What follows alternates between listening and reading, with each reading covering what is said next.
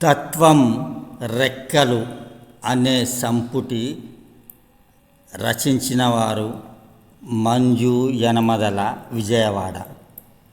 ఈ సంపుటి అతి త్వరలో విడుదల అవుటకు సిద్ధముగా ఉన్నది. దీనిలోని భాగంగా మత్సు తునకకు ఒక ఐటెం చెప్తాను.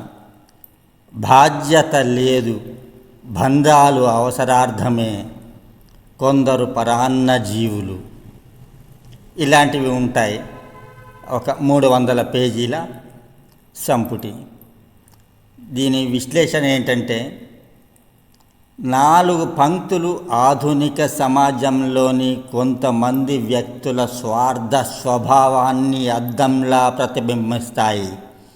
బంధం అంటే బాధ్యత, ప్రేమ, ఆప్యాయత, పరస్పర సహకారం అనే విలువల సమాహారం. కానీ కొందరు అవసరం ఉన్నంత వరకే ఆ బంధాలను గుర్తించి, అవసరం తీరిన తర్వాత పరాయి వారిలా ప్రవర్తిస్తారు. అటువంటి స్వార్థ సంబంధాలనే కవి అవసరార్థ బంధాలు అనే పదంతో గాఢంగా వ్యక్తీకరించారు. సంస్కృతంలో స్వార్థే ప్రవర్తతే లోకః అనే సూక్తి ఉంది. అంటే స్వార్థం కోసం మాత్రమే ప్రవర్తించే మనుషులు సమాజంలోనే ఉంటారనే అర్థం. జానపదంలో కూడా పాలు ఉన్నంత వరకే పిల్లి ఇంటి చుట్టూ తిరుగుతుంది అనే సామెత ఇదే భావాన్ని బలపరుస్తుంది.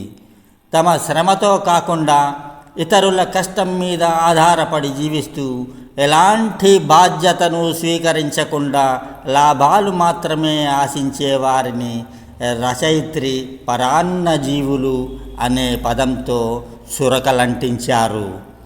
నిజమైన బంధం అనేది అవసరంలో చేయి అందించేది, బాధ్యతను పంచుకునేది, కష్టకాలంలో నీడలా నిలిచేది. స్వార్థం మీద నిలిచిన అనుబంధం మాత్రం కాలగర్భంలో కలిసిపోతుంది. అందుకే ఈ చిన్న కవిత లాంటి రెక్క మనిషికి ఒక గొప్ప జీవన సందేశాన్ని అందిస్తుంది. బాధ్యత లేని బంధం బలహీనమైనది, కర్తవ్య బోధతో కూడిన బంధమే శాశ్వతమైనది. వ్యక్తిత్వాన్ని నిలబెట్టేది మాటలు కాదు, బాధ్యతను భుజాన వేసుకుని నడిచేది మనిషే అని ఉండాలనుకుంటా అని ఈ భావ కవిత సున్నితంగా కానీ పదునైన సామాజిక దృష్టితో తెలియజేస్తుంది. వ్యాఖ్యానం చేసిన వారు మంత్రిపేట మార్కండేయులు, హైదరాబాద్.